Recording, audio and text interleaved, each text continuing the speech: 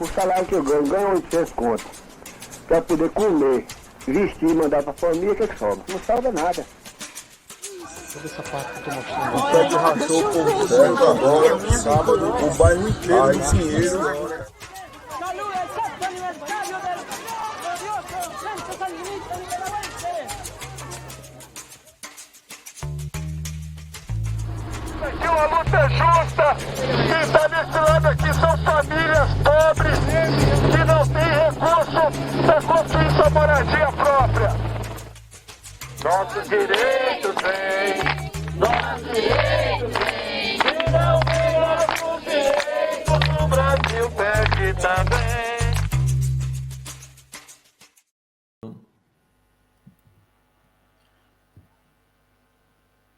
Olá, bom dia, boa tarde, boa noite, de acordo com a hora que vocês estiverem vendo. Eu sou Ayano Benfica, sou uma das pessoas que constrói a Lona e estou aqui hoje para mediar, né, para ajudar a construir esse debate junto com o Pablo e a Alessandra.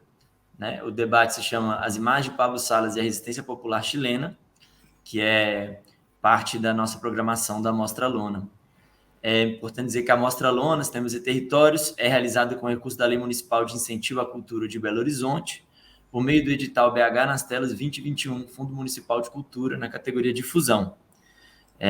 E aí, eu vou agora passar a apresentar para vocês o tema da nossa conversa de hoje e as pessoas que estão aqui com a gente. Então, o debate As Imagens de Pablo Salas e a Resistência Popular Chilena conta com a presença do próprio Pablo e da Alessandra Celeste, que vem comentar com a gente um pouco do trabalho do Pablo. Desde o início dos anos 80, no auge da ditadura militar de Pinochet, Pablo Salas filma junto aos protestos populares, populações, organizações da luta armada e durante ações de repressão estatal.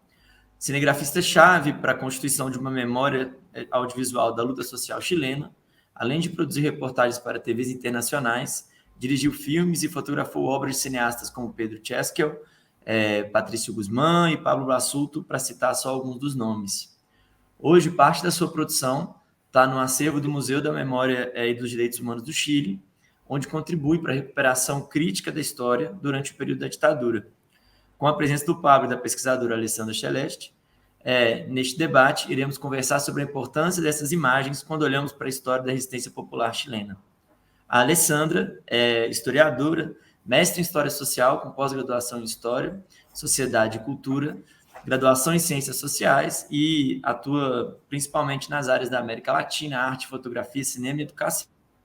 É nesse contexto que ela escreveu, através do mestrado na PUC Minas, a sua dissertação defendida em 2017, com o título Ainda Assim Resistimos, a particularidade da mobilização social chilena através das lentes de Salas, onde ela analisa a ditadura chilena durante a década de 80, período pouco discutido na historiografia, mas que mantém um processo profundo de violência e perseguições. E essa análise ela faz justamente a partir de imagens do trabalho de Pablo. Então, a gente entendeu que seria uma pessoa que poderia contribuir muito com as propostas da Mostra Homenagem, né, que esse ano homenageia o diretor, cineasta, fotógrafo, cinegrafista Pablo Salas. Agora eu vou pedir licença ao público também para me comunicar em espanhol com os nossos convidados aqui. O Pablo não fala português fluente. Nós vamos ficar variando ao longo da conversa entre esses dois idiomas, tá? Entonces, bien, Pablo, antes que nada quisiera agradecerte mucho tu presencia y la posibilidad de tener tus películas en la muestra. Decirle que es bastante importante para nosotros que estamos debatiendo cine, política y la relación entre cine y territorio, cuando podemos conectarnos con otras luchas de otros países de nuestro continente. Y creo que es bastante rico acercar los procesos políticos distintos que pasamos, pero mirarlos a partir también de lo que comparten, ¿no? Y bien, agradecer mucho por toda la amabilidad en todo el proceso y por el tiempo acá con nosotros. Alessandra, eu também te agradeço a sua presença. Foi muito legal para a gente encontrar o seu trabalho, conhecer ele. É uma outra forma de acesso também para os filmes. E, enfim, espero que você se sinta bem à vontade aqui hoje nessa conversa. Né? A ideia é que a gente consiga começar expondo um pouco cada um e depois trocando entre a gente um pouco das impressões mesmo. Y entonces, bien, paso la palabra a Pablo para que siga presentándonos un poco de qué fue su trayectoria y lo que les parezca importante destacar de ese periodo. Bueno, hola, obrigado por este homenaje o lo que sea.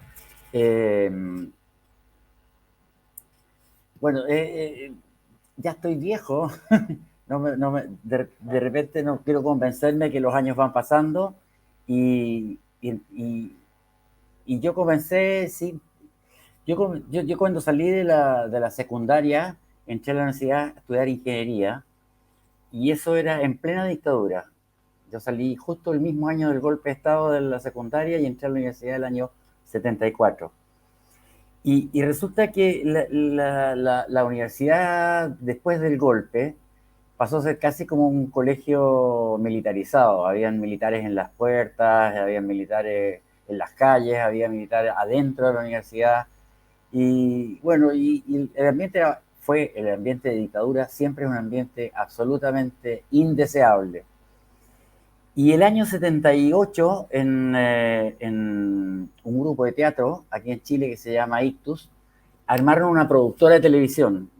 Esta productora de televisión la hicieron para hacer ficción, pero con temas que se relacionaran con la situación que estamos viviendo de dictadura.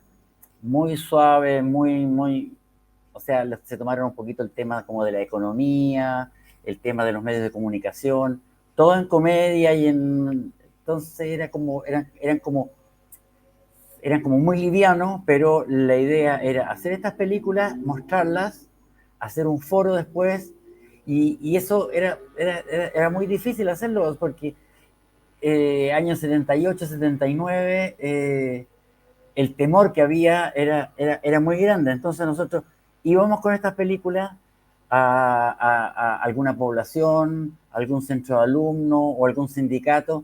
Entonces cuando mostrábamos las películas, lo que hacíamos era, después de la película, hacer un foro para comentar la película. Y los comentarios siempre fueron era muy difícil sacarles lo que nosotros queríamos que dijeran, que la dictadura, que lo estamos mal, y eso es lo que nosotros hacíamos. En el fondo, hacer una reflexión frente a la situación que estábamos viviendo. Porque, claro, aquí no había ningún medio de comunicación, nada que se opusiera a la dictadura. Cualquiera que se oponía a la dictadura moría, desaparecía, lo tomaban preso, lo torturaban. Todo lo que te pudiera pasar era malo.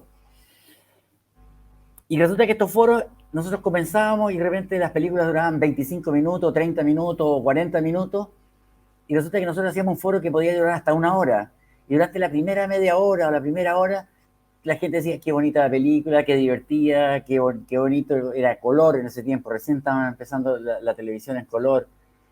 Y como que al final logramos de repente rescatar un poco del el fondo crítico que tenían esas películas.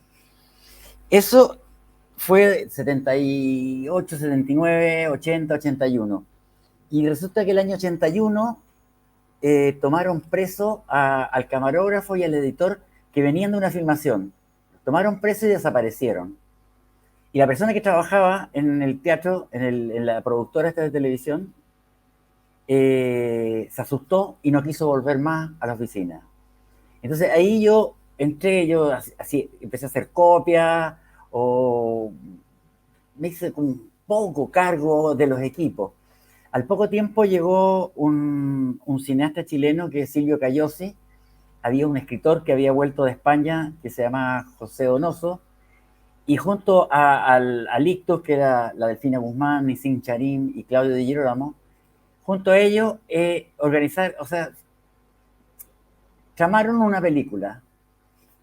Quedó muy linda, muy bonita, y quedaron muy entusiasmados porque le subió mucho más el nivel. Ella era un director de cine y era un escritor bastante reconocido, el grupo de teatro mejor que existía en Chile en ese minuto, y se entusiasmaron con hacer una segunda. Entonces la primera, yo llevaba los cassettes y apretaba play rec y era como, y servía los cafés y guardaba las cintas en la noche y me las llevaba a la oficina. quedaron tan entusiasmados que hicieron una segunda película. Y la segunda película pensaron que se iban a demorar 20 días y se terminó el rodaje durando 60 días. Estuvimos 2 meses filmando. Entonces el presupuesto salió muy caro y fue todo muy difícil. Entonces el director, Silvio Cayosi, decidió que yo fuera el editor junto a él de la película. Y ahí estuvimos como 6, 7 meses, 8 meses en la edición de esta película. Y eso fue para mí ese fue como mi pregrado, mi grado y mi posgrado en hacer películas, porque nos fuimos plano por plano y entonces yo iba preguntando por qué hay que poner un plano cerrado, por qué hay que poner un plano abierto, por qué hay que poner un traveling, por qué la toma 3 no sirve y la 5 es mejor, y por qué la 7 que está más bonita no sirve. Entonces, él me iba comentando, me decía, aquí está triste, aquí está melancólico, aquí está mirando a la derecha, aquí está mirando a la izquierda, aquí está fumando, aquí no está fumando, porque aquí me tengo que acercar porque está diciendo algo importante, aquí un plano más abierto porque va a pasar alguien. Entonces yo fui aprendiendo a cómo se hace una película gracias a ese trabajo. Esto fue ya el año 81 o el 82, yo creo. Y el año 82 comenzó una gran crisis económica, o sea, la dictadura fue una crisis por todos lados, pero ya el año 82 fue una crisis total, o sea, había casi un 30 o un 40% de desempleo, la miseria y la represión, y era todo tan duro que la gente comenzó a salir a manifestarse. Nosotros aquí en Chile somos un país bastante especial también. Las primeras protestas contra Pinochet, si bien él empezó en 73, las primeras protestas masivas para lo que era en ese tiempo, comenzaron en el año 83 con crisis económica. La gente ya salió porque la crisis económica era muy fuerte. Y cuando comenzó eso, yo comencé a hacer la edición para la televisión italiana. Y eso fue, la primera protesta grande fue el 11 de mayo del 83. Y yo trabajé con la televisión italiana, que era un día de protesta, y después siempre en las protestas moría 8, 10, 15 personas. Entonces después de la protesta había funerales y venía un periodista de Italia, y entonces aprovechábamos de hacer familias de detenidos desaparecidos, represión, partidos políticos, en qué estaban, la clandestinidad, todo eso. Y yo me empecé a involucrar en esto. Eso fue mayo. Después vino junio, y ya en julio la televisión alemana me pidió si podía ir a hacer edición con ellos. Fui a editar con ellos. Y septiembre del 83 se cumplían 10 años de la dictadura. Y vinieron, no sé, 20, 30, 40 cadenas de televisión a esperar que después de 10 años caía Pinochet. No cayó Pinochet. Estuvieron y se fueron. Y el 22 o 23 de septiembre, o sea, 10 días después del aniversario de los 10 años del golpe, hubo una tremenda toma de terreno. Las tomas de terreno, casi todas las villas miserias en Chile han sido producto de una toma de terreno. O sea, hay un terreno vacío, hay unas canchas de fútbol abandonadas, y llega la gente que no tiene casa y se toman y hacen ahí, colocan 4 palos, un plástico y una bandera chilena, y ya es un lugar donde se empiezan a construir sus casas. Y las grandes poblaciones, que todas han sido producto de eso mismo. Pero como habíamos tenido dictadura de 10 años, la gente que no tenía casas era mucha. Entonces, en una familia, el hijo que tenía 10 años, el 73, ya tenía 20, el 83, y ya se había casado o había dejado embarazada a una niña. Entonces ya llegaba y habían 2, 3, hasta 4 familias en una casa muy chica, casas pobres, la gente más pobre. Entonces fue un primer acto de rebeldía grande. Habían habido 2 intentos antes, el año 81 y el año, no sé, 82, pero que no fructificaron. Una del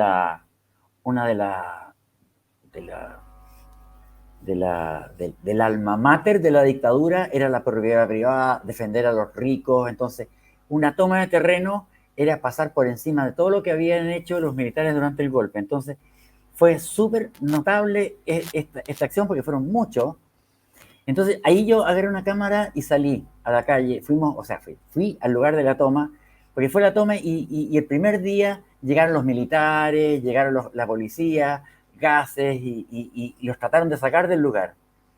Y ellos tenían un plan B, que si los echaban de ese lugar se iban a otro. Entonces la mitad de la gente se fue al otro lugar y muchos se quedaron en ese lugar. Y ahí yo hice mi primer documental, que es Hasta Vencer, que es justamente la toma la toma de un lugar privado, público, no sé, y que se tomaron y se quedaron en ese lugar. Y todo esto, el previo que había hecho cuando yo trabajé en el Ictus, en esta productora, es que aprendí si bien yo no era un camarógrafo y no sabía filmar bien, se me movía la cámara y se me iba un poco de foco, pero sí yo sabía qué imágenes servían, qué encuadres servían, y para contar una historia. Y ese es como la primera cosa que yo hice, que fue en la película Hasta Vencer, que está en la muestra que van a tener ustedes, y que muestra la miseria, o sea, aquí la miseria de un gobierno que está preocupado de proteger a los ricos y que no le importan los pobres. Y la dictadura, además de ser eso, la dictadura fue represiva a los que pensaban distinto a la dictadura. Entonces empiezan a haber muertos, empiezan a haber desaparecidos, o sea, los desaparecidos vienen desde el año 73. Y entonces yo empecé a filmar, salí a filmar esto y lo hice por mi cuenta. Y después siguieron las protestas y de repente y yo quedé enganchado con la televisión italiana, con la televisión alemana. Luego llegó la televisión española y empecé a trabajar con ellos ya a finales del año 83. Pero yo trabajaba con ellos 2 o 3 días y yo tenía que ir al Ministerio del Interior de la dictadura y ellos nos daban una credencial que duraba exactamente los días que estaba el periodista aquí en Chile. O sea, hay años en que yo puedo haber tenido 30 o 40 credenciales porque me duraba una semana, 8 días la credencial. Pero igual me empecé a atrever a salir a la calle. Igual, otra cosa que como que era, que también hay que destacar, que en esa época recién había aparecido el video.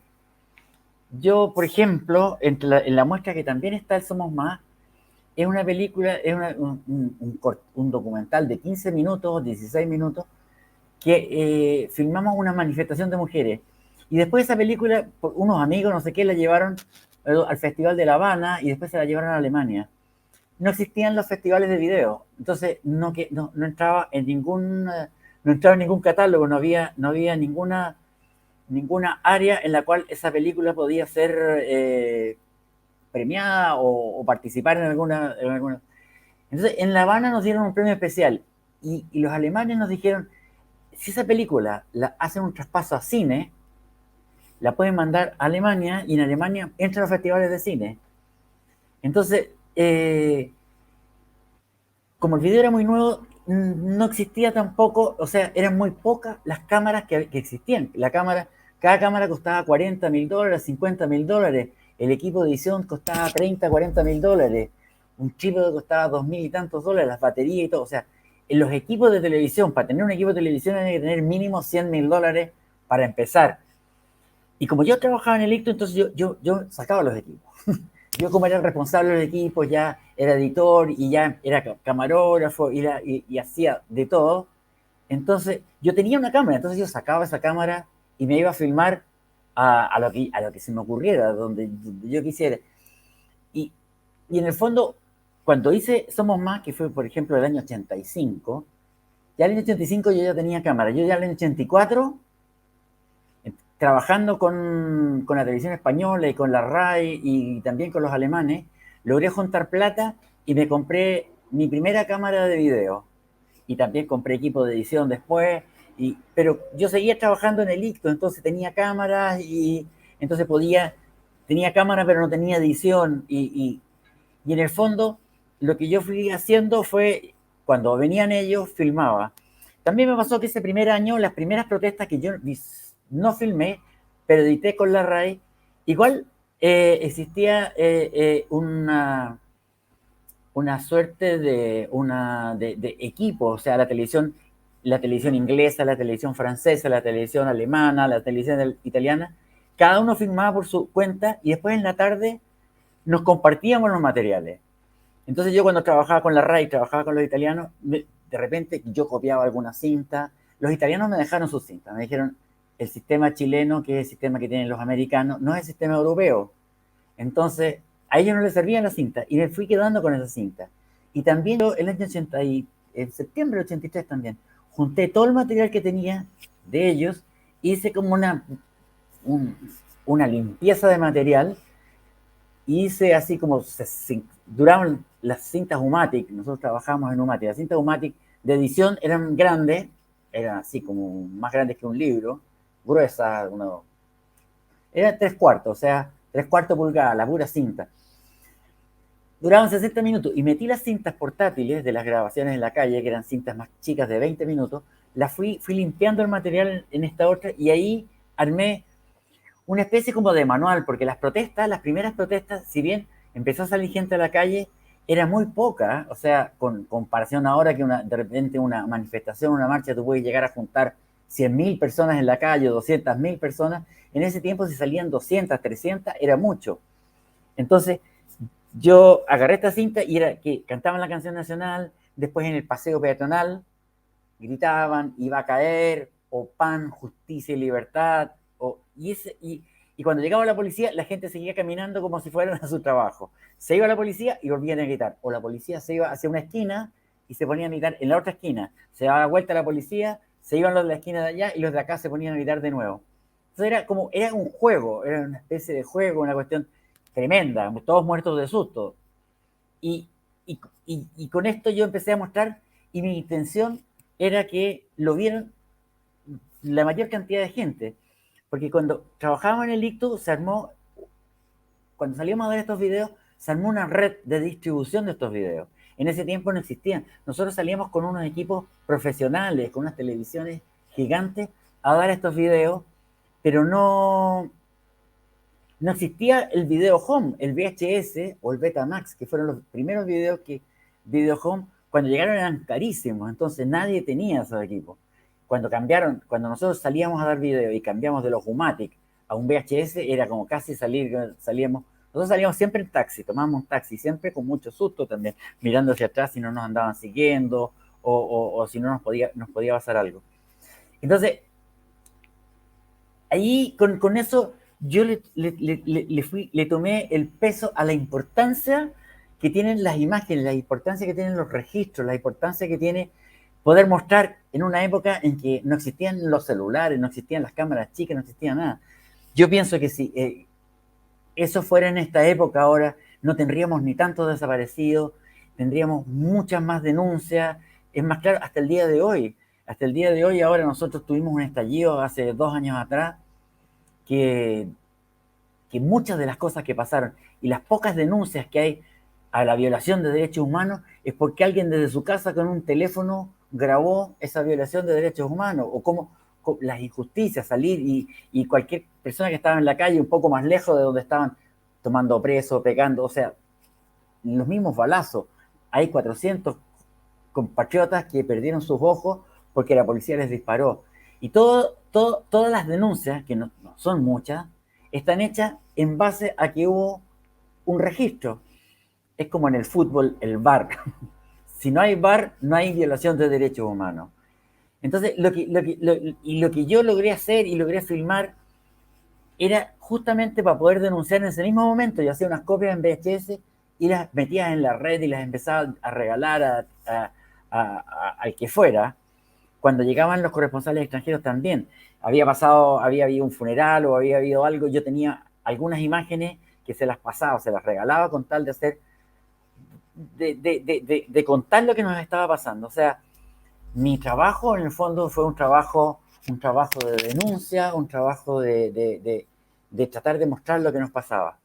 Eso igual, hasta el día de hoy, que lo hemos comentado mucho, lo que logramos filmar, los que podíamos filmar en esa época, o los corresponsales que venían, es la nada. O sea, la policía en la calle, la policía es la cara dura de la dictadura, pero lo que no filmamos son los muertos, la tortura, los desaparecidos, los robos, ese tipo, eso no lo filmamos, pero ya con un poco de lo que nosotros filmamos, o sea, tú te podías parar con un cartel en una esquina que dijera libertad y ya te tomaban preso y te podía ir muy mal. Bueno, creo que podría estar hablando toda la tarde y además no sé si todos entienden un poco el castellano. Yo no soy muy claro para hablar, así que me van a disculpar, pero si quieren preguntan y puedo seguir hablando toda la tarde también. Muchas gracias, Pablo. De hecho, yo pensé justo eso, que creo que una parte tendremos que hablar luego cuando empiece la charla entre nosotros, porque hay mucha cosa que decir, ¿no? Es una trayectoria muy larga y que tiene que ver no solo con tu vida, como con la trayectoria política de un país también. Entonces, hay mucho que hablar, de hecho. Te agradezco mucho por esa primera presentación y le voy a pedir a Alessandra, aí eu vou pedir a Alessandra que, enfim, apresente para a gente o que ela preparou, né? E aí depois a gente volta a conversar mais livremente entre a gente.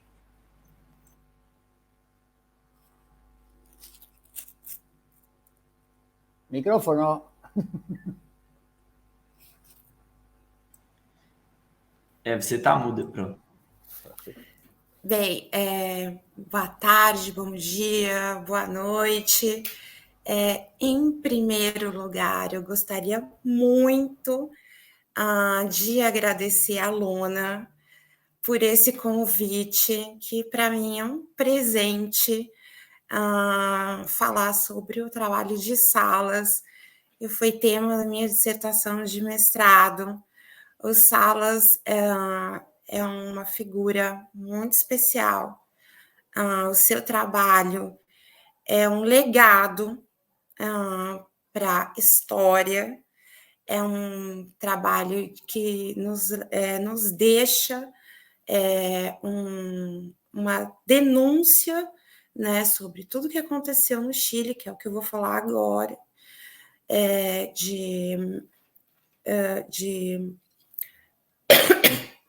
sobre todas as arbitrariedades, eu vou falar um pouquinho mais baixo, sobre as arbitrariedades que ocorreram durante a ditadura. Quanto ao trabalho do Salas, eu gostaria de localizar um pouquinho e falar que ele não se localiza somente em terras chilenas.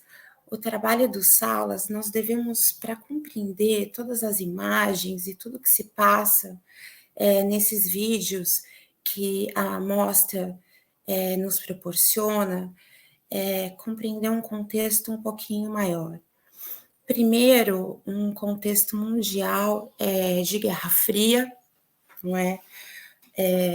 Onde nós temos uma questão de imperialismo americano, hegemonia norte-americana sobre a América Latina, que vai desencadear, eu vou só pincelar, tá bom? Porque eu tenho bem pouquinho tempo, mas é bem importante falar sobre isso.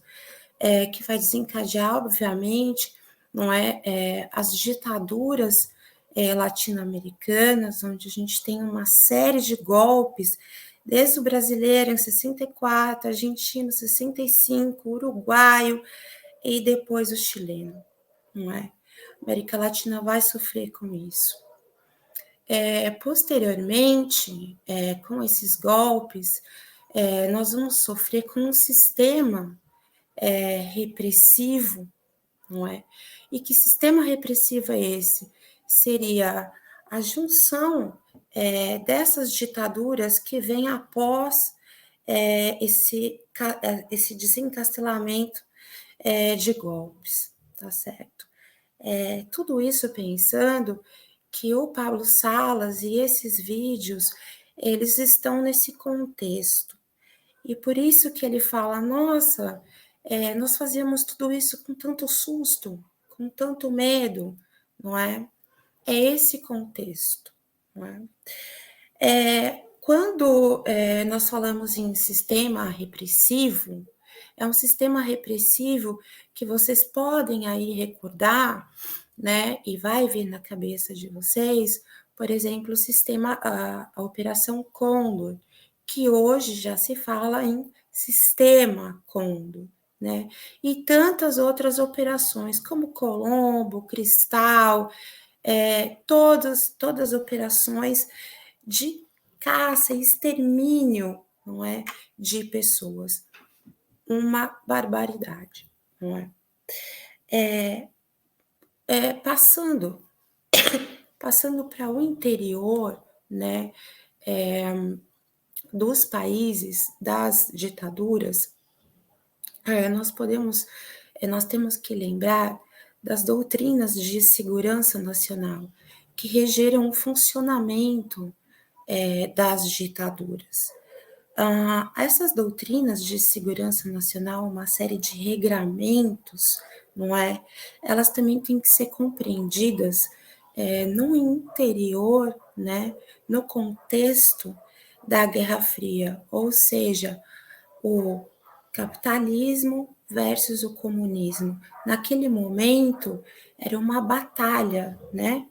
Entre duas hegemonias, não é? Aonde, segundo o capitalismo, o Ocidente, a política da União Soviética se trataria de uma política de guerra revolucionária, certo? E a estratégia dessa política de guerra revolucionária seria levar o comunismo internacionalmente, certo? O comunismo deveria ser internacional, no mundo inteiro, só funcionaria assim, segundo a visão ocidental, certo?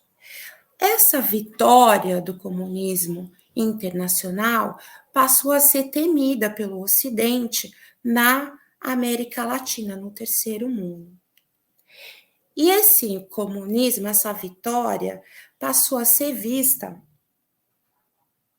e estaria por trás, certo, de qualquer movimento reivindicatório, certo, da América Latina. Portanto, qualquer movimento reivindicatório seria um movimento revolucionário, principalmente após a Revolução Cubana. Portanto, o que é que nós temos que entender? Na América Latina, portanto, não haveria fome, não haveria falta de distribuição de renda, aqui não haveria latifúndio. Então, assim, a América Latina seria de primeiro mundo, certo? Ninguém aqui estaria reivindicando nada, porque não faltaria nada, certo? Então, a principal desculpa seria que tudo o que aconteceria aqui seria por conta do comunismo. E isso por quê? Certo? As doutrinas de segurança nacional, isso é interessante para se entender o que se passa, o que se assiste, tamanha violência que se vê, que nós vemos nos vídeos, ela traz consigo um conceito de segurança, uma segurança interna, uma segurança nacional contra um inimigo, certo? Que pode atuar no interior das fronteiras. Portanto, essa guerra, a guerra que nós sempre conhecemos, que seria uma guerra entre nações, essa guerra ela não vai existir mais. Ou seja, um país brigando, guerreando contra o outro. Essa guerra, ela passa a ser uma guerra em outros modelos. É uma guerra espraiada entre locais frágeis, certo?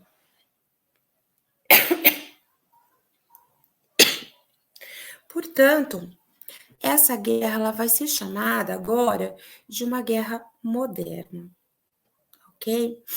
Eu não vou falar aqui da guerra da DGR, que seria uma guerra francesa, porque a gente não tem tempo, mas quem quiser pode procurar. Porque a doutrina de segurança nacional ela é uma influência americana. Portanto, os exércitos sul-americanos passam a ser treinados pelos exércitos americanos, em escolas americanas. Nós temos aqui uma das principais, um dos maiores, né, Fort Gulick, que era a Escola das Américas. Eu gostaria de destacar que não houve só treinamento em escolas americanas, houve treinamento entre vizinhos, certo? Países sul-americanos treinavam países sul-americanos. E não houve treinamento somente de exército. Houve treinamento de forças policiais. Há histórico, por exemplo, na questão do Chile, de carabineiros vindo treinar em São Paulo, por exemplo, né? Então, mais uma vez ressaltando, nos vídeos de salas, nós vemos toda uma movimentação, certo? É uma movimentação de guerra, é uma movimentação de exército muito bem treinado contra uma população indefesa. Aquilo é um teatro de guerra que nós vemos, tá certo? Bem, uma outra questão, e também que Pablo levanta agora na fala dele, é para quê? Não é? Todo esse teatro, toda essa guerra, toda essa opressão contra a população, não é? Os golpes, eles foram, como diz um professor, esqueci o nome dele, enfim. Os golpes, eles são ordenadores das democracias estragadas, certo? Então, em suma, há uma junção, certo, dos interesses que sejam oligarquias, burguesias e dos militares ao redor, certo, desses regramentos das doutrinas de segurança nacional que visam a estabilidade através desses próprios regimes repressivos que nós vemos no Cone Sul e no Chile. Em defesa de quê? Da propriedade privada. E quando o Pablo fala, não é, da invasão do terreno, aquilo realmente foi uma grande,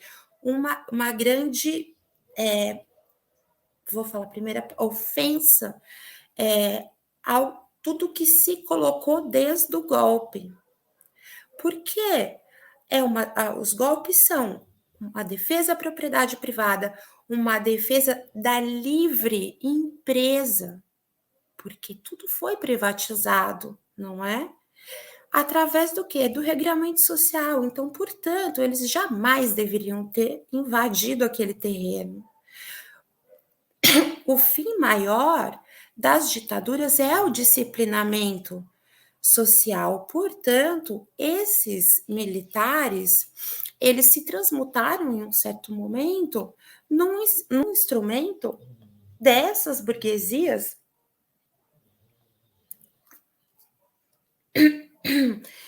com a primeira função, primeiro de reprimir e depois de doutrinar.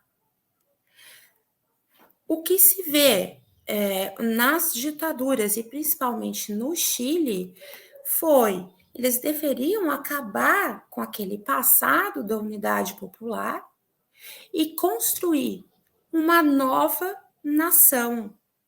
O que se vê em todos os vídeos de salas é a classe trabalhadora sendo acossada de todas as maneiras, todas as formas, certo? Nós vemos La Vitória sendo cercada, porque La Vitória, quem está em La Vitória são potenciais inimigos internos. Depois a gente pode até discutir isso. nós vemos a precarização, através dos vídeos de Salas, a precarização de todos os direitos da classe trabalhadora, dos direitos humanos, dos direitos trabalhistas, dos estudantes. Nós podemos discutir isso mais tarde, dos próprios direitos de expressão, certo? Portanto, a partir de então, através tanto da violência policial como da violência do exército, nós vemos a subversão das leis, através da subversão das leis, buscando por essa prática do inimigo interno. Gente, desculpa, só um minutinho.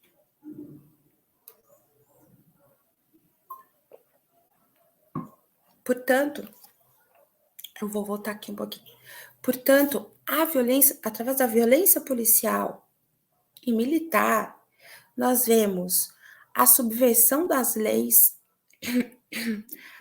a prática do inimigo interno e, por fim, isso tudo desnuda a instauração do quê?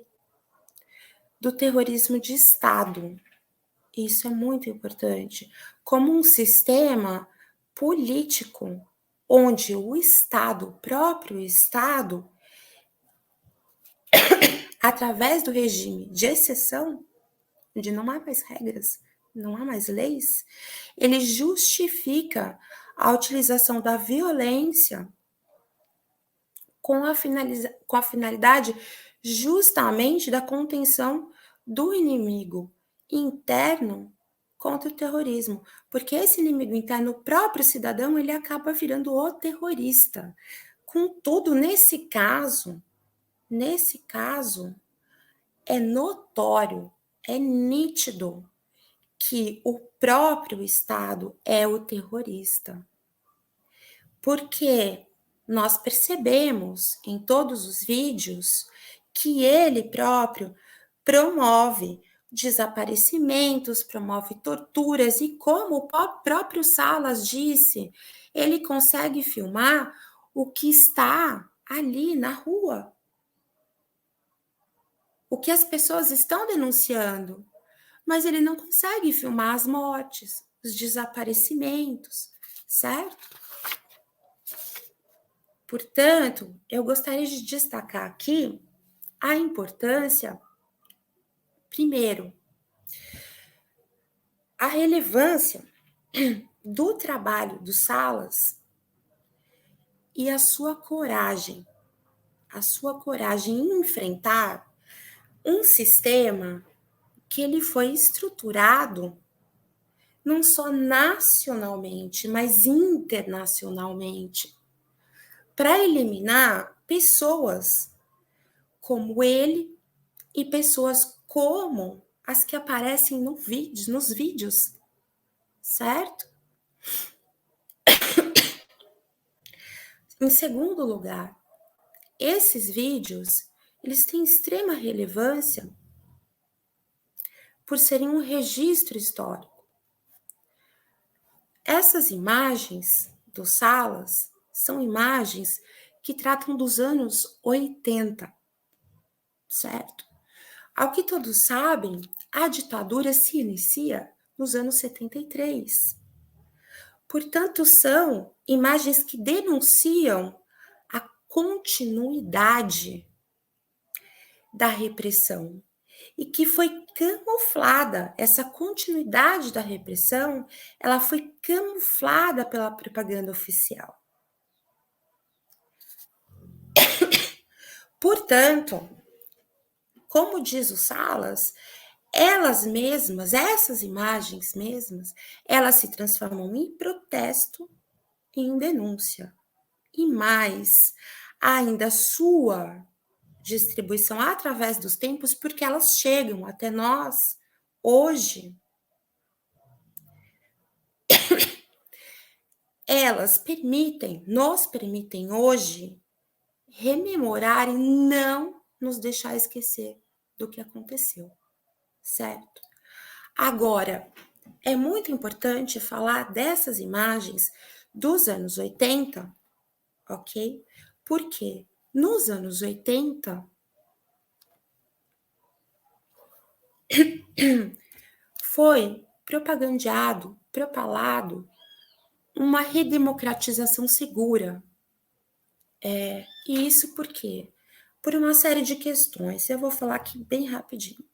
Após a extinção da DINA, após uma nova Constituição, se propagou essa redemocratização segura. Ou seja, e que também haveria um arrefecimento da ditadura. Portanto, essas imagens dos Salas da ditadura nos anos 80, anos que são pouco estudados, são pouco analisados como anos de repressão e de continuidade da repressão, são extremamente importantes.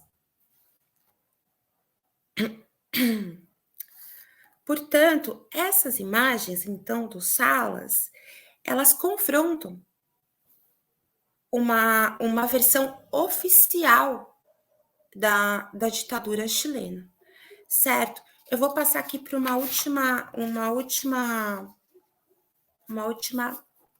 Tenho mais coisa para falar, mas eu vou passar para uma última fala.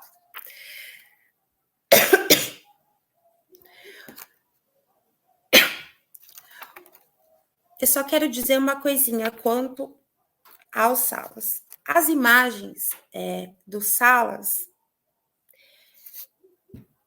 elas representam a ideologia de um grupo que lutou contra a ditadura militar, porque elas expressam um conjunto de ideias, e isso é muito importante, que cumpre uma função social coerente com os objetivos inerentes às circunstâncias históricas postas para determinados segmentos sociais naquele momento. Ou seja, elas expressam as repressões e as resistências, certo?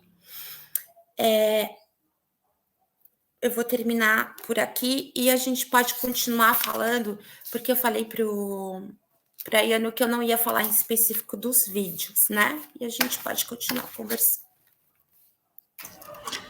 Muito obrigado, Alessandra.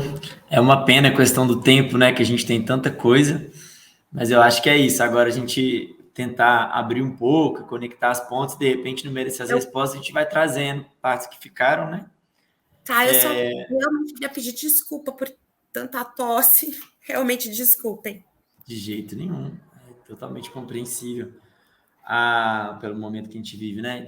Lidando com a Covid, ela é totalmente dispersa por aí. E a gente já nas nossas vidas, né? Não podemos nem ficar parado mais. Então,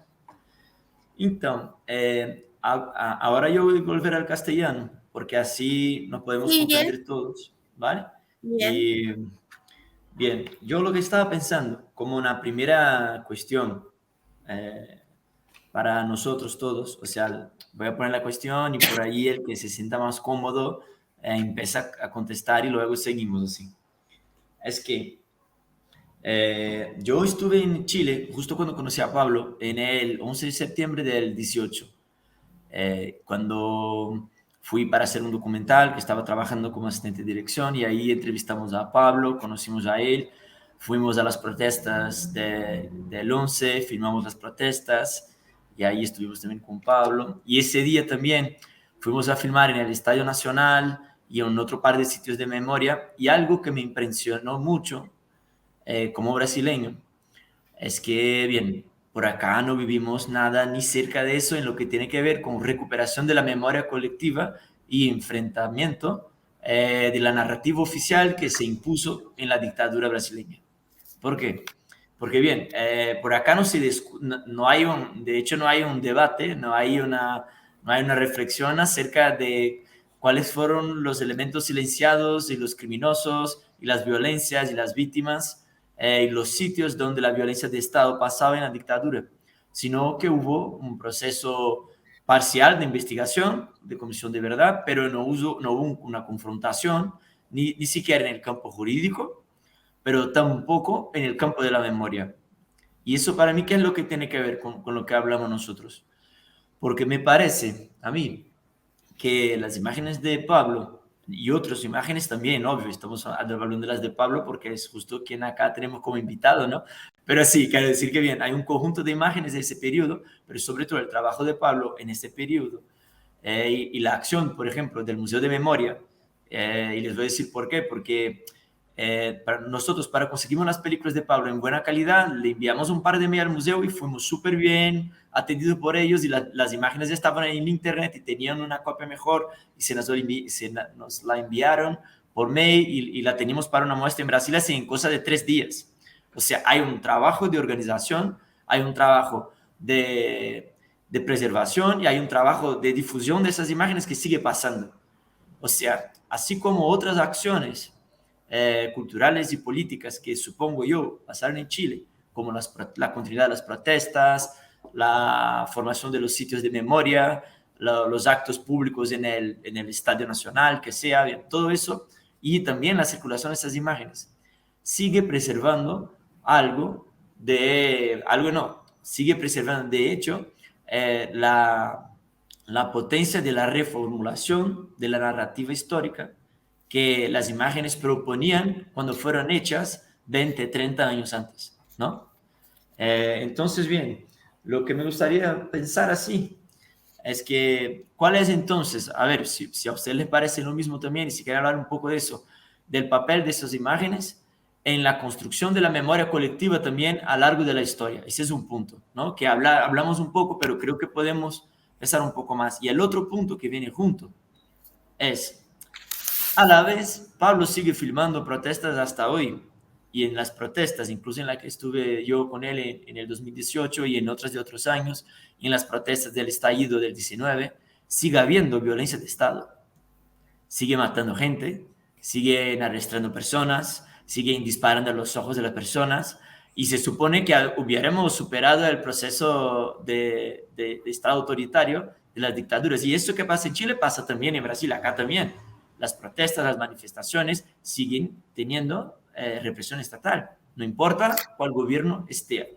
Obvio que no quiero con eso decir que es lo mismo, que cuando hablamos de la violencia de Estado en la dictadura sabemos que estamos hablando de algo mucho más profundo y sistemático, ¿no? Que lleva a la persona hasta una tortura y luego la muerte. O sea, estamos hablando de algo mucho más radical. Pero a la vez, en Brasil llamamos las poblaciones de ocupaciones, ¿no? Son las ocupaciones, las ocupas de tierra en Brasil. También hay violencia de Estado. También arrestan a las personas. También disparan a la gente. Entonces me pregunto yo, así, al final, si tratan de formular una pregunta para que pensemos. Uno, de una mano, tenemos la importancia indubitable de la existencia y circulación de esas imágenes a lo largo de la historia y de la filmación como un modo de construir memoria. De otro lado, tenemos un Estado que sigue siendo muy violento. Sigue siendo muy violento y actúa de forma violenta en Chile y en Brasil y en muchas partes. Entonces pienso yo así, ¿cuál de hecho qué es lo que mueve a Pablo, por ejemplo, a seguir filmando, ¿no? A seguir debatiendo eso? ¿Y cuáles son, de otra parte, el desafío para que, de hecho, vivamos en una democracia, ¿no? En una democracia concreta donde los diferentes puntos de vista políticos pueden ser compartidos en la calle sin que tú seas arrestado o violado o cualquier cosa por la policía?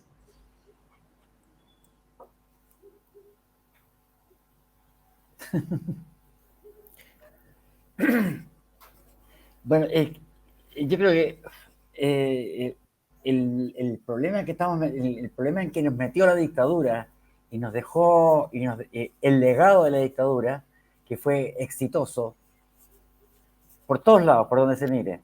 Dejaron un sistema económico, dejaron un sistema judicial, dejaron un sistema laboral, dejaron una educación, dejaron la salud, dejaron todo entregado al mercado. Y en el fondo es un triunfo, y el triunfo no solo es de ellos, yo creo que el triunfo es de Estados Unidos, que logró meter en todas las dictaduras de Latinoamérica, de Brasil, Argentina, Uruguay, Paraguay, Chile, Bolivia, es que si bien cambió la mano o cambió la violencia cuando elegimos a los presidentes, que si son dictadores, el sistema sigue siendo exactamente igual. No sé si, yo no conozco muy en detalle lo que pasa en Brasil, pero sí sé que el sistema es el mismo. Aquí hasta el agua es privada, el agua tú la compras, entonces hay pueblos y hay ciudades en que el agua, los dueños del agua son los que tienen las plantaciones sirven para la agricultura y no para los humanos. Y la educación es para los privilegiados, y para los que no tienen plata tienen que ir a unas escuelas donde no tienen nada, no tienen profesores malos, no tienen los recursos, no tienen... la salud, hay unas clínicas impresionantes que pueden ser igual o mejores que las que hay en Estados Unidos o en Europa, y los hospitales públicos, que si bien hay algunos que están en buenas condiciones, no dan abasto para el resto del pueblo, para el resto de los chilenos. Todo ese tipo de cosas fueron las que instauró la dictadura, a fuego, a muerte, a sangre, y es lo que durante estos 32 años ya que llevamos desde que Pinochet entregó el poder, siguen estando en manos de privados, y cada vez más privados, y todo termina siendo que todo tiene que ser rentable. Si una cosa no es rentable, no funciona. Hasta lo más simple. O sea, si quieren, no sé, hay un ministro de salud hace poco que dijo que había que hacer más sorteos o hacer, no sé cómo le dirán ustedes, rifa o comprar boletos para después al final juntar dinero, o hacen una comida para que la diferencia de plata sea para ayudar a un enfermo. Todo ese tipo de cosas son las que de alguna manera nos obligaron a muchos a salir a la calle. Eso es lo que reventó a mucha gente. Pero lo que tú decías, las imágenes sirven de alguna manera. Igual estamos en unas condiciones bastante mejores que mucho tiempo atrás. Ahora están las redes sociales, ahora está la posibilidad de poder, de si pasa algo, tú puedes hacer un video, lo puedes subir en YouTube, lo puedes poner en TikTok, o lo puedes poner en Instagram, o sea, hay mayor difusión, pero los medios de comunicación están entregados al sistema económico, y son los millonarios los que tienen derecho a tener televisión. Los millonarios son los dueños de los periódicos, los millonarios son dueños de las radios, los millonarios son los dueños de los carteles en las calles, los millonarios son dueños de todo. Entonces, la lucha por pelear contra la desinformación es muy difícil, porque en una casa pobre, ¿cuál es el mayor lujo que tienen? Es tener un tremendo televisor, y ese televisor está todo el día metiéndote mierda en la cabeza. Te están envenenando, te están diciendo que nosotros estamos ahora en un momento bastante importante, o sea, casi como la salida de la dictadura. Acabamos de terminar un periodo de hacer una constitución. Esa constitución ya está terminada, ahora falta que esa constitución se apruebe. Esa constitución reconoce, o sea, hace un montón de cosas, o sea, lo que no existía antes, reconoce el derecho a la salud, el derecho a la educación, el derecho a los pueblos originales, el derecho al agua, el derecho, la minería, los bienes de Chile son de los chilenos, ¿no? Y desde hace... Esto fue producto de que la gente salió a la calle, y la gente ya indignada, rompiendo todo, y fue un año casi que terminó, eso se detuvo gracias al COVID. El COVID enfrió y nos encerraron, hay lugares en que tuvieron 6 meses sin poder salir a la calle. Hasta el día de hoy nosotros somos un país que tenemos 4 vacunas y nos obligan a salir en la calle con una máscara.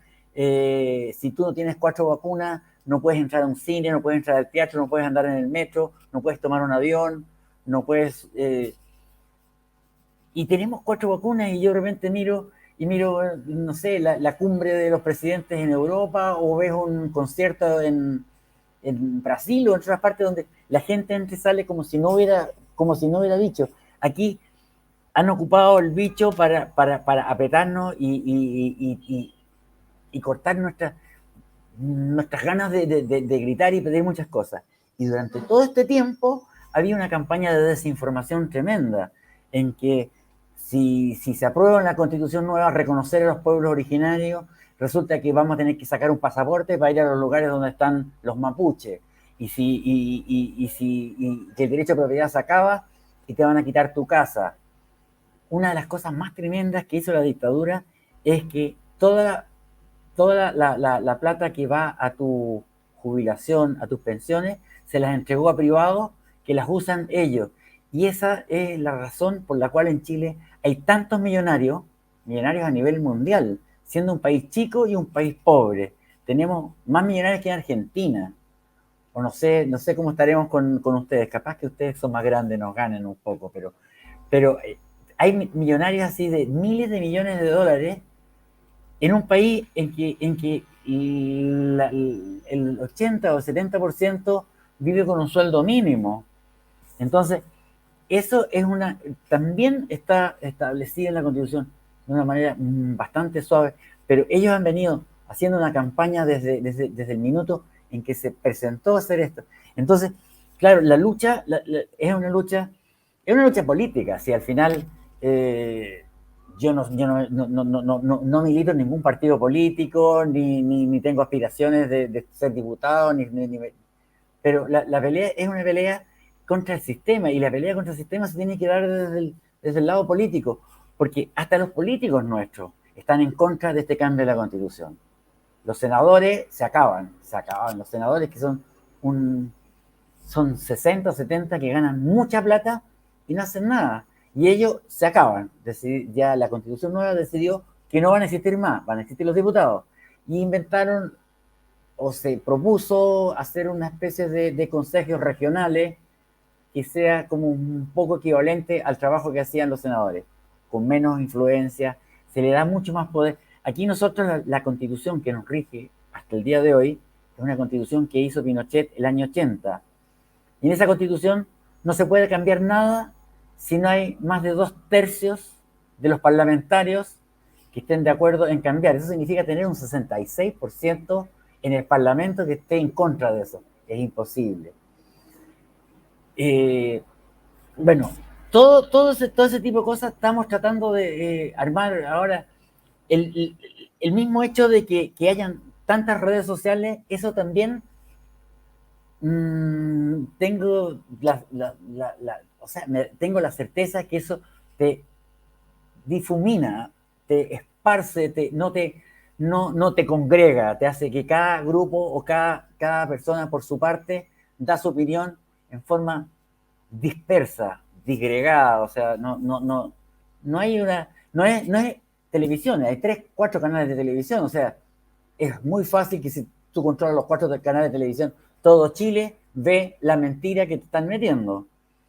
Y es una lucha permanente. O sea, por eso que y no solo eso, el mundo ha ido, o sea, eso es lo que yo me di cuenta en los años 80, la fuerza y el valor que tienen las imágenes, porque son como, o sea, tú ves una imagen y dices, bueno, es así.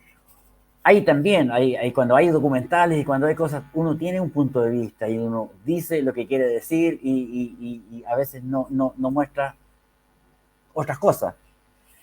Pero así, tengo la impresión que la gente que hace documentales o que hace información fuera del establishment se la juega por contar la verdad. O sea, como un ejemplo, después de la dictadura fue el año 73, o sea, el próximo año nosotros cumplimos 50 años del golpe de Estado. Yo te diría que hasta el día de hoy creo que hay 1 o 2 documentales que defienden la dictadura y deben haber miles que están en contra de la dictadura. Entonces, hay una, y no solo eso, los chicos que ahora están estudiando cine y que tienen 18, 19, 20, 25, 30 años, ellos nacieron después de Pinochet. Y así todos se siguen haciendo cosas. No se hacen de Pinochet, no se hacen de ellos no hacen nada de ellos, o sea, no tienen nada que defender. En el fondo, no pueden poner en un papel o en una película, en algo, una mentira, porque sería evidente, sería muy evidente. Entonces, no tienen nada, ellos no tienen nada que decir, fuera de las fake news y de mentir y mentir y mentir y mentir por sus medios de comunicación, que son muchísimos y que llegan a mucha gente. Entonces, bueno, el trabajo que tenemos nosotros, por eso que yo sigo en esto, porque hay que tratar de seguir ayudando a que la gente entienda lo que pasa, porque es increíble que una persona que no tiene casa le hayan metido ya en la cabeza que si tiene una casa se le va a quitar el Estado, si va a haber un cambio de gobierno o un cambio de constitución. Es insólito. Es insólito que si va a haber, o sea, las clínicas privadas y los hospitales privados no se van a acabar y esos van a seguir funcionando, pero que todos tengamos derecho a que si nos enfermamos vayamos al doctor y que si necesitamos una operación, esa operación se puede hacer en buenas condiciones y en el tiempo en que se requiere, porque si tú necesitas algo, el Estado puede que te dé una solución, pero de aquí a 3 o 4 años más, entonces si tienes cáncer te moriste, si tienes, no sé, cualquier enfermedad se te multiplicó. Bueno, eso es lo que en eso estamos. Y yo creo que por eso y cuando yo me metí a hacer este trabajo y empecé a hacer esto, yo lo hice no con un sentido de hacer documentales, ni hacerme famoso, ni nada. Yo con un sentido de denuncia y de hacer, o sea, en el fondo, siempre mi trabajo ha sido más bien político, más que un trabajo de ser artista y de ser un buen fotógrafo, un buen camarógrafo, un buen realizador. Eso yo lo dejo para el lado, no es, a mí no, o sea, las imágenes, a mí no me importa que esté un poco fuera de foco o que esté en mala calidad, lo que sea, lo que me importa es que se vea lo que está ahí. En cambio que hay otros que son más exquisitos, que si se le movió la cámara o se le fue el foco, ya no les sirve, o lo repiten o lo buscan. No. Cuando andamos haciendo cosas en la calle o cosas, no hay una segunda posibilidad. Tú lo haces una vez o ya no lo hiciste nomás. Bueno, no sé si ahí podemos seguir hablando mucho.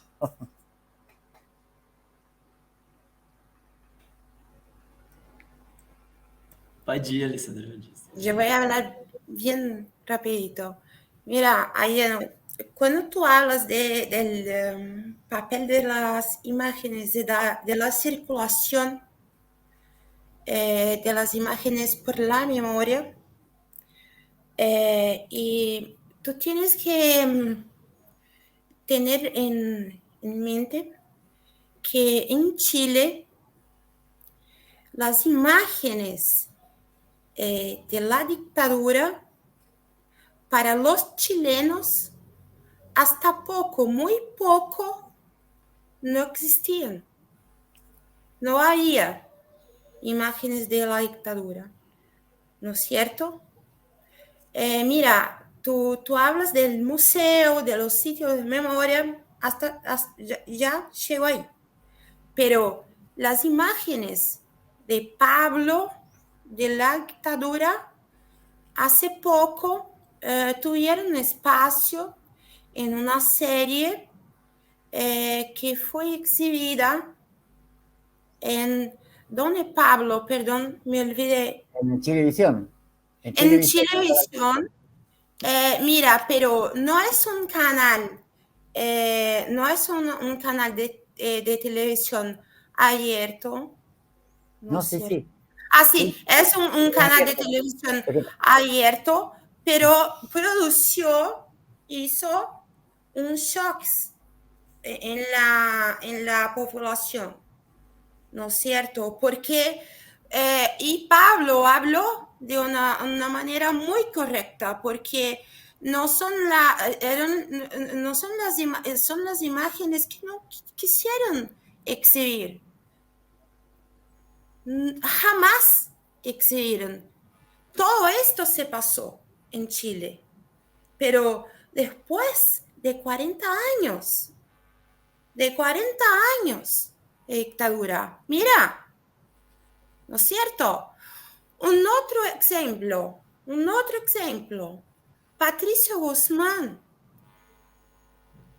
Hace poco se exhibieron su documental La Batalla de Chile, que es un documental de 3 partes que habla sobre el golpe de No, Chile. habla del gobierno de Allende, de la Unidad El Popular. gobierno de Allende y culmina en golpe. Culmina con el golpe. ¿Sí? Que culmina en golpe, pero habla de la unidad popular, del pueblo, y todo el proceso, todo lo que se pasó, ¿no es cierto?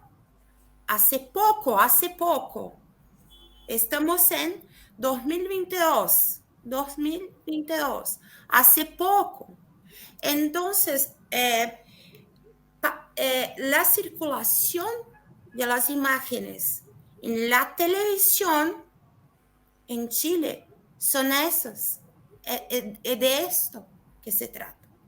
Pero la circulación de las imágenes en el periodo de la dictadura, podemos hablar del trabajo de resistencia a la dictadura, que hizo Pablo, que hizo Teleanálisis, ¿cierto? Esta es una otra cosa.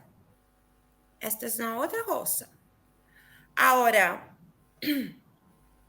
cuando tú hablas de la resistencia de las personas que fueron atingidas, que sufrieron de los sitios en la memoria, y cuando tú haces una comparación con Brasil, tú tienes que tener en mente como Chile es un país chiquito, ¿no es cierto?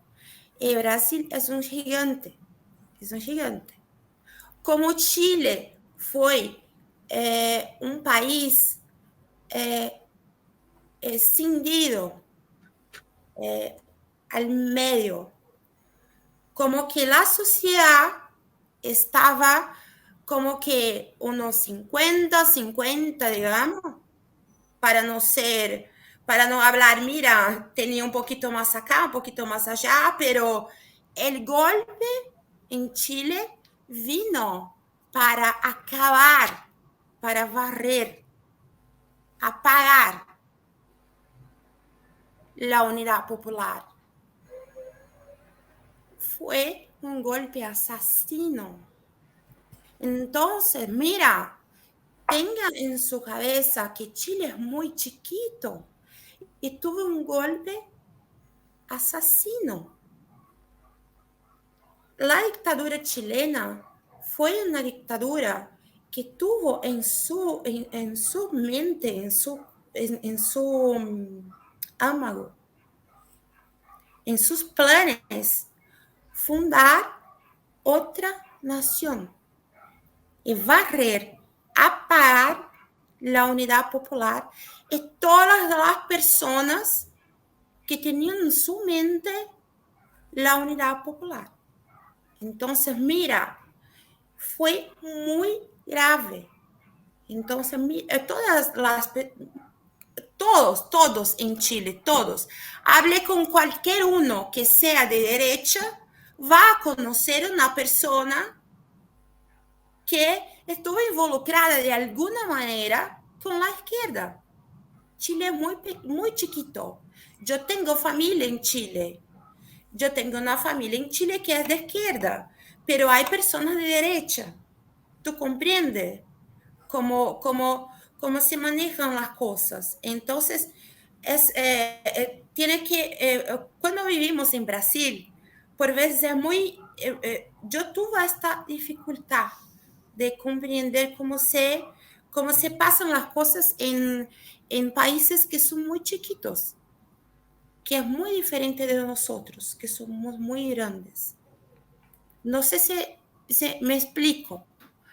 Por esta cuestión de la movimentación de la población, de los movimientos, de la capilaridad que no tenemos acá.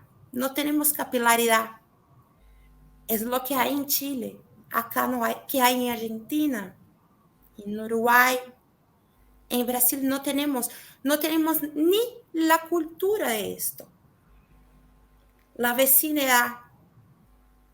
No tenemos una descendencia española, una colonización que nos traiga esto. De la vecindad.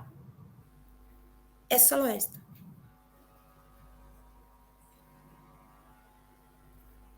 Bueno, yo te quería agregar que en el fondo, el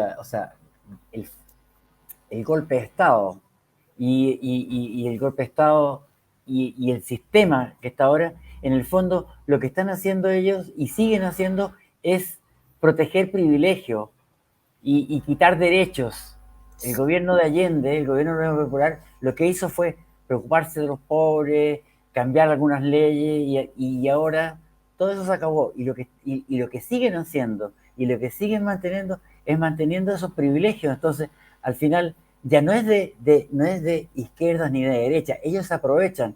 Aquí los comunistas son un 3% de la población, o sea, no es comunista.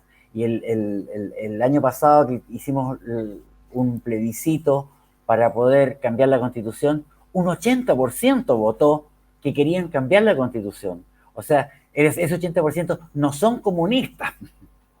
Y entonces lo que pasa ahora, que claro, hay cosas que no les gustan porque igual ocurrió algo bastante curioso y que es lo que no va a pasar, o sea, no quieren que pase. Cuando se eligieron las personas que iban a escribir la Constitución, fue abierto. Cualquier persona podía postular y se dieron 15, eran 150.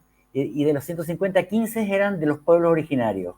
O sea que ya entre mapuches, aymaras, quechuas.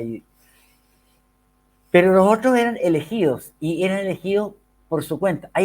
Por ejemplo, hay un partido que todavía hasta el día de hoy se creen importante. Sacaron uno solo de 150. Uno solo. Entonces, lo que quieren, y una de las cosas en las cuales nos volvieron a meter, y las leyes, como todavía se siguen rigiendo por ellos, los candidatos tienen que ir con el apoyo de un partido político. No puede ser cualquier persona. Y si es de un partido político, son puestos por ellos mismos y se reciclan y siguen siendo los mismos. Entonces, en la Asamblea Constituyente que se armó, que llegaron de todas partes, o sea, llegó una mujer que iba a protestar a la calle disfrazada de Pikachu, otro que se disfrazaba de dinosaurio, uno que era abogado, otro que era ingeniero, uno que era médico, pero se armó de distintas partes. Entonces, llegaron chilenos de todas partes. Y la derecha quedó representada, creo que son 30, de 150. Y de ahí pueden quedar unos 30 más, que son como de centro, y los otros 90, no es que sean comunistas ni sean de izquierda, son gente que no están en los partidos políticos, pero que saben lo que queremos, saben lo que necesitamos, saben lo que hace falta. No viven en la elite, no viven en una burbuja, no están contaminados con el poder. Si en el fondo es el poder es lo que los tiene amarrados y no quieren soltar. Entonces están sacando a varios expresidentes, son la nada. Ellos no eligieron a nadie, no representan a nadie y salen todos los días, los entrevistan en radio, en televisión, en la prensa, y cuando hay un foro o se conversa, llevan a 4 o 5, te diría, qué sé yo, pesos pesados o gente que está contaminado con partidos políticos, y llevan a uno o dos que es una dueña de casa o un estudiante que no se maneja primero en foros, en política, con argumentos, va más lento. Entonces, en el fondo, es que no quieren perder su privilegio, y no perder su privilegio es todo el sistema político. Y el sistema político que está contaminado con el sistema económico, y por lo tanto son 1 o 2% de la población que nos tienen atrapados. Y toda esta lucha y esta pelea y el trabajar y bueno, y seguir insistiendo, porque en el fondo ganamos el plebiscito para que se cambiara la Constitución. Ahora estamos en duda que se pueda aprobar esa Constitución. Si no se aprueba, vamos a seguir con la de Pinochet. Y hay muchas posibilidades que ganen ellos también. Chile igual es un país bastante tranquilo, no es un país... Cuando fue la dictadura, aparecieron, también el año 83, junto con las protestas, aparecieron grupos armados. Y estos grupos armados no tuvieron la eficacia ni pudieron entrar en la población, porque aquí los chilenos no estamos acostumbrados a las armas. No. Hemos estado acostumbrados a la democracia, así hayamos tenido dictadura y todo, los votos y los votos son siempre tan manejables si tú manejas el control de la información. Entonces, estamos ahí. O sea, es duro lo que nos viene, pero hay que seguir peleando. Seguimos en eso y por eso se puede seguir filmando y haciendo cosas hasta que se pueda. Ustedes también tienen que hacer lo mismo. No sé cómo han aguantado tanto tiempo a un presidente que tendrían que haberlo sacado hace rato ya. Sí, y hay algo que tú dijiste ahora que me hizo pensar justamente en eso, que hoy el momento que vivimos en Brasil, en mi modo de ver, mi modo personal de ver, pues nos exige también una lucha constante, porque no está garantizado que habrá cambio de presidente. Porque de hecho lo que pasa es que hay muchas violaciones y muchas irregularidades que hace ese presidente, pero a nadie le toca. O sea, lo dejan ahí haciendo lo que hace, ya. Y ahora nos toca trabajar, punto 1. Por eso me recordó el tema de la Constitución que tú dijiste, que acá es, punto 1, para que hayan elecciones. Punto 2, para que gane el opositor al presidente actual, que tiene chance de ganar, que es Lula. Punto 3, para que el presidente admita el resultado y acepte salir. Punto 4, para que llegue Lula al poder. Y punto 5, para que siga Lula en el poder. Así, o sea, cada etapa hay que vencerla porque no está garantizado que no. E incluso estamos hablando en ese caso de un presidente que hace ya un par de años está hablando en golpe de Estado junto a los militares públicamente. Y ese punto para mí es importante y tiene que ver con la pregunta anterior un poco, que es, ¿cómo es que vivimos en un país donde es posible que un presidente que tiene una función constitucional, y de hecho ya tenemos una nueva constitución del 88 que es bastante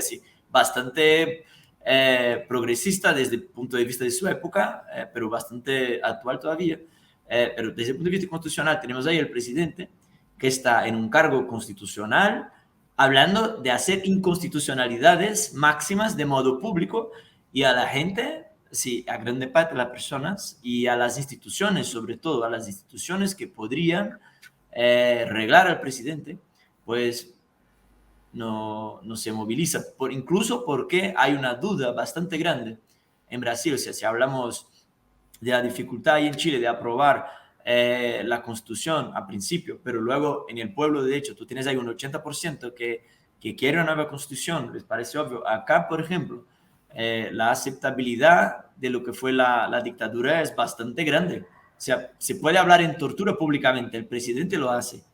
Se puede hablar en matar gente públicamente, el presidente lo hace.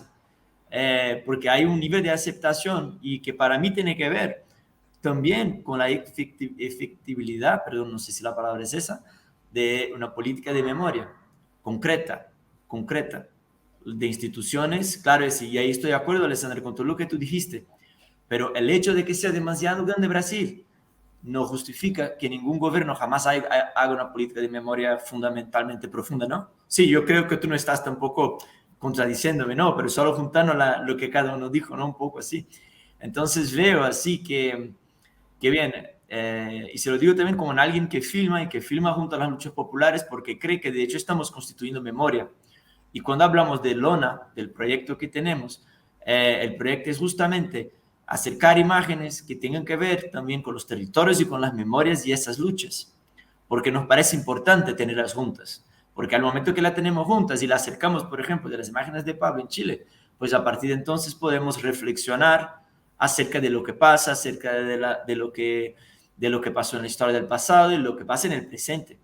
Porque Pablo, por ejemplo, cuando saca una película el año pasado que se llama Ruta Estallido, esa película comunica con películas anteriores, ¿no? Hasta haciendo como un arco. Y hay cosas que cambiaron, que se puede ver en las películas, pero hay cosas que se mantienen, como la violencia del Estado que yo decía, que para mí está muy bien contestado por lo que Pablo dijo también, que es, hay violencia de Estado porque el Estado pertenece a las clases altas, pues que quieren mantener tus privilegios, incluso, y eso de una parte, es decir, estructural.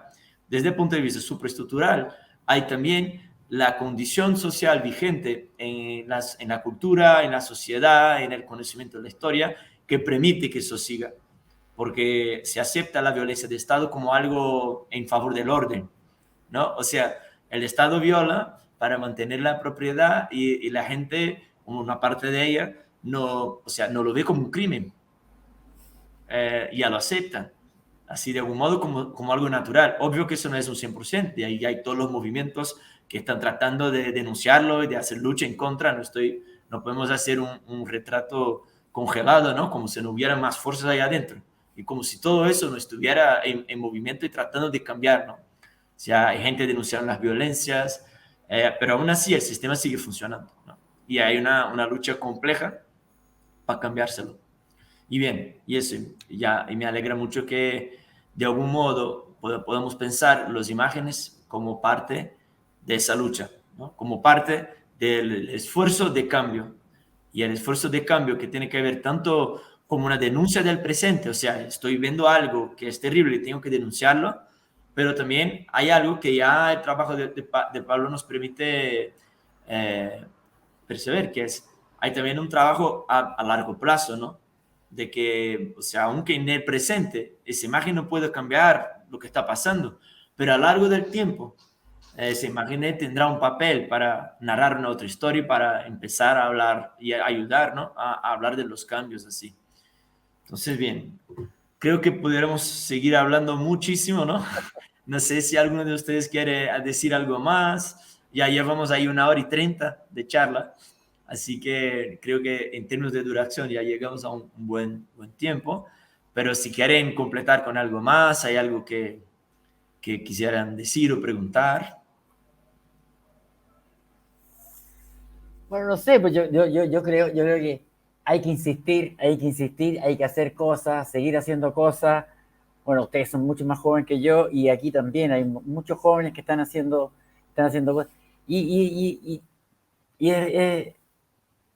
No sé de dónde, o sea, justamente porque hay mucha juventud y hay mucha juventud que no ve más claramente muchos problemas, porque cuando uno ya es más grande o más adulto, ya tiene el problema de que tienes que vivir tienes que vivir con tus hijos, en el caso yo mío ya tengo hasta nietos, y estás preocupado como de la vida. En cambio, cuando eres más joven, estás más preocupado de, no sé, de ir a fumarse un porro, de correr por la calle, y ir a una fiesta, y después ir a manifestarse o gritar en contra de las injusticias. Hay más fuerza, hay más ganas. Y eso hay que aprovecharlo, hay que aprovechar la juventud. Yo ya estoy viejo, pero todavía me queda un poquito de juventud. Bueno, no sé, Alessandra.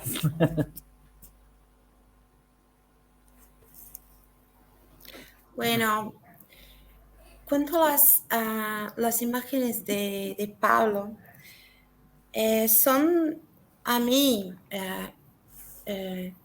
yo tengo que decir que, como decía Walter Benjamin, la historia cuenta los que vencen la batalla. Los que son vencidos no cuentan la historia. Entonces, las imágenes de Pablo cuentan la historia de los trabajadores, la historia de nosotros, ¿no es cierto?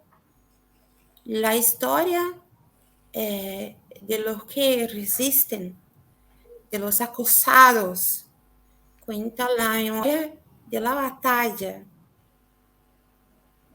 Son imágenes que son muy importantes. Son la memoria no oficial, porque lo que queda es la memoria oficial. Esto es lo importante del trabajo de Pablo. Y es esto, es lo que me encanta.